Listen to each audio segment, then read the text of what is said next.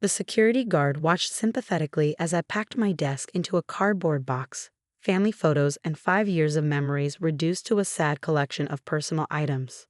Around me, former colleagues averted their eyes, uncomfortable with witnessing my disgrace. "I'm sorry, Miss Turner," he said softly. "For what it's worth, I never believed the accusations." I managed a weak smile as I picked up the box. "Thanks, Dave. That means a lot." Standing in the elevator for the last time, I caught my reflection in the polished doors. Pale, drawn, but still standing. My stepbrother Marcus had finally done it. He'd managed to destroy my career with a few well-placed lies and a masterfully orchestrated campaign of destruction. My name is Olivia Turner, and at 32, I was watching my life crumble because my stepbrother convinced everyone I had stolen his $2 million inheritance. As I walked through the lobby, my phone buzzed with a text from Marcus. "Told you I'd make you pay. Karma's a bitch, isn't it?" I deleted it without responding, but my hands shook as I loaded the box into my car.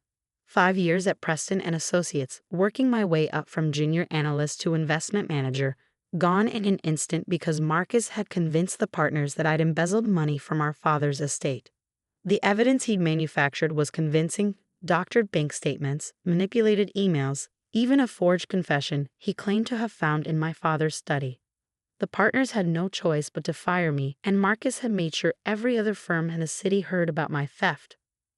What Marcus didn't know was that I had spent the last 3 months preparing for this moment.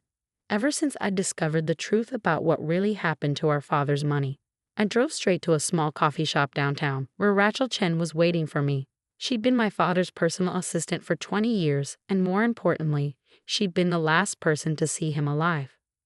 "I got your message," she said as I slid into the booth across from her. Marcus finally did it. I nodded, wrapping my hands around the cup of coffee she'd ordered for me. "Got me fired this morning." His timing was perfect, right before bonus season when I'd be hardest pressed to find another position. Rachel's face darkened.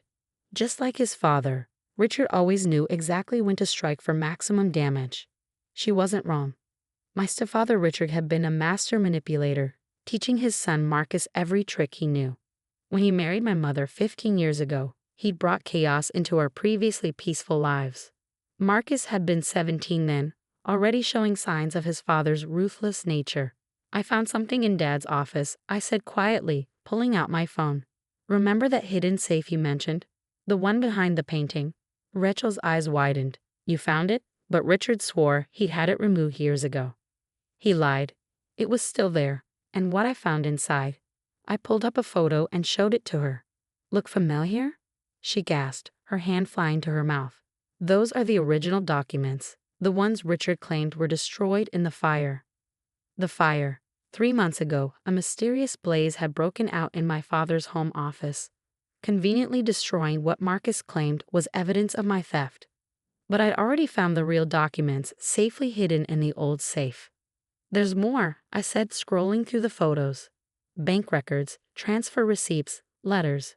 Dad knew what Richard and Marcus were planning. He documented everything. Rachel leaned back, her expression grim. "No wonder they were so desperate to get you out of that house. They must have been terrified you'd find the safe." They had been desperate. After Dad's death 6 months ago, Richard and Marcus had tried everything to force me to move out of the family home. When I refused, citing my right as co-heir to stay, they'd resorted to more aggressive tactics. First came the accusations of theft, then the mysterious evidence that kept appearing, each piece more damaging than the last. Finally, Marcus had gone to my firm's partners, presenting what he claimed was proof that I'd stolen his inheritance. What he didn't know was that I had proof of my own, proof that would not only clear my name but expose their entire scheme. "What are you going to do?" Rachel asked, watching me closely. I took a sip of coffee, thinking about the USB drive hidden in my apartment. "First, I need to make copies of everything. Then," my phone buzzed again. Another text from Marcus. "Cleared out your office yet? Don't worry, I'll make good use of it. After all, Preston and Associates just offered me your position." The smug satisfaction in his message made my blood boil, but I forced myself to stay calm. Marcus had always been like this, taking pleasure in others' pain, just like his father. I thought back to the day Dad married Richard, how happy Mom had been. She thought she'd found her second chance at love after losing my father to cancer when I was young. Instead, she'd invited a viper into our home. Richard had seemed perfect at first, charming, successful, a widow with a son close to my age. But soon the mask began to slip. The subtle manipulation, the gaslighting, the way he slowly isolated Mom from her friends and family. By the time she realized what was happening, it was too late. Richard had control of everything, the finances, the house, even her relationships. When she died 3 years ago in a car accident, I'd have my suspicions, but no proof. Until now. There's something else, I said to Rachel, pulling out one final document from my bag. Something I found in Dad's personal journal. It's about Mom's accident. Rachel's face paled as she read the entry. Oh my God. Your father suspected that it wasn't an accident at all. Yeah, he was investigating Richard when he died. That's why they were so desperate to get control of his estate. The journal detailed Dad's growing suspicions about Richard's involvement in Mom's death. He'd hired a private investigator, gathered evidence, built a case. But before he could take action, he died suddenly of an apparent heart attack. The timing was too convenient, Rachel said, her voice barely above a whisper. Richard got everything he wanted. Control of the company, the estate. Except he didn't, I cut in. Dad changed his will just before he died. He left half of everything to me, which is why Marcus is so desperate to discredit me. If I'm proven to be a thief, I lose my inheritance rights. I pulled out my laptop, opening the files I'd gathered over the past 3 months. Bank records showing massive transfers from the company accounts to offshore holdings. Emails between Richard and Marcus discussing their plans to force me out. And most damning of all, evidence of their involvement in both Mom's accident and Dad's death. They're going to come after you hard when this comes out, Rachel warned. You know that, right? I nodded, thinking about Marcus's smug face as he'd watched security escort me from the building. I'm counting on it. Let them think they've won. Let them get comfortable. Then what? Then I show them what it really means to lose everything. 3 days after my public humiliation at Preston Associates, I sat in the office of David Chen, a forensic accountant recommended by Rachel. The evidence I gathered from Dad's safe was spread across his desk as he reviewed each document with meticulous attention. He paused, adjusting his glasses, this is extraordinary, Ms. Turner. Your father built an airtight case against them. I leaned forward. Can we prove they falsified the evidence against me? Better than that, David said, holding up a particular document. We can prove they've been embezzling from the company for years. The inheritance theft they accuse you of, they're the ones who actually did it. My phone buzzed. Another gloating text from Marcus. Saw your LinkedIn profile. Seeking new opportunities? Good luck with that. Nobody hires thieves. I showed the message to David, who shook his head in disgust. He's getting careless, overconfident. That's good for us.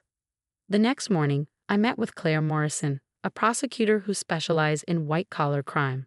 She reviewed the evidence with growing interest, particularly the documents related to Mom's accident. The statute of limitations hasn't expired, she said, making notes.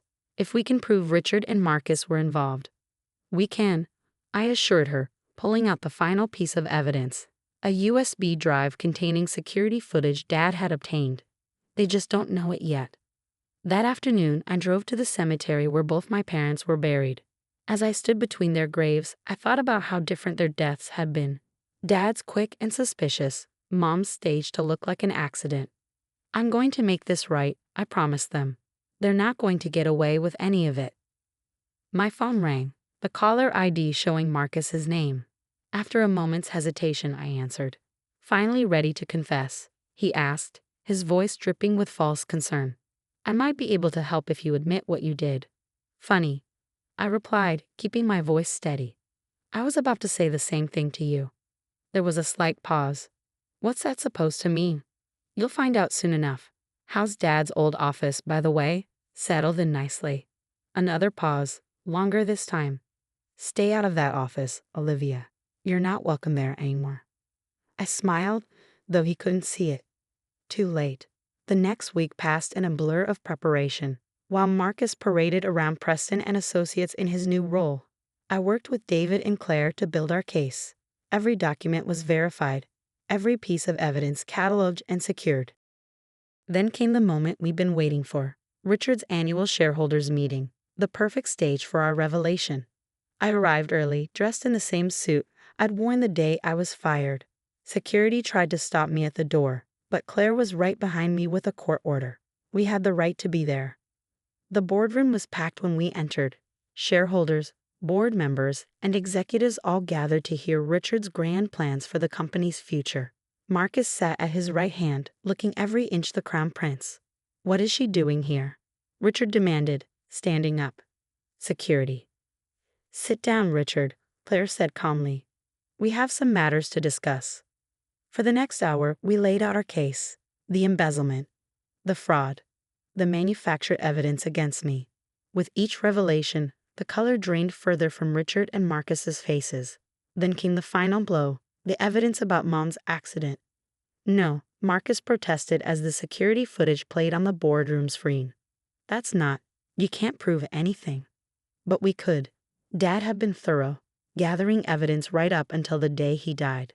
Evidence that showed Richard and Marcus had orchestrated Mom's accident to gain control of her shares in the company. The boardroom erupted in chaos. Shareholders demanded answers. Board members called their lawyers. And through it all, I stood calmly at the front of the room, watching Richard and Marcus's perfect world crumble. "You think you've won?" Marcus snarled at security. "Different security this time. Let them out. This isn't over." "Actually," I replied, "it is." The aftermath was swift and severe. Richard and Marcus were arrested, charged with multiple counts of fraud, embezzlement, and conspiracy. The evidence about Mom's death led to additional charges, more serious ones. Preston and Associates issued a public apology, offering to reinstate me with back pay and a promotion. I declined. I had bigger plans. With Richard and Marcus gone, I took my rightful place as CEO of Turner Enterprises, the company my father had built, the one they had tried to steal. The board, impressed by how I'd handled the situation, voted unanimously to support me. 1 year later, I sat in what had once been Richard's office, my office now, looking out over the city. The company was thriving under my leadership, growing in ways Richard had never imagined. My phone buzzed with a news alert: Richard and Marcus had been denied parole. They would serve their full sentences, 20 years for Richard, 15 for Marcus. Rachel knocked on my door, carrying a familiar-looking box. "Look what I found in storage," she said, setting it on my desk. "Your father's old files." I opened the box, breathing in the familiar scent of Dad's leather-bound notebooks. On top was a photo I'd never seen before. Mom and Dad at my college graduation, both beaming with pride. "They'd be proud of you," Rachel said softly. "Both of them." I picked up the photo, thinking about everything that had happened. Richard and Marcus had tried to destroy me, thinking I was an easy target. Instead, they'd learned what happened when you underestimated someone who had nothing left to lose. "The board meeting starts in 10 minutes, Rachel reminded me. "Quarterly projections are up 20%. I stood up, straightening my jacket. Let's not keep them waiting. As I walked to the boardroom, employees nodded respectfully. They knew my story. Everyone did. How I'd fought back against false accusations, exposed the truth, and taken control of what was rightfully mine. Marcus had thought getting me fired would break me. Instead, it had made me stronger, more determined, ready to fight for what was mine. Sitting at the head of the boardroom table, the same table where I'd exposed their crimes, I thought about how different things were now. The company was stronger than ever, built on honesty and integrity rather than lies and manipulation. That evening, I visited my parents' graves again.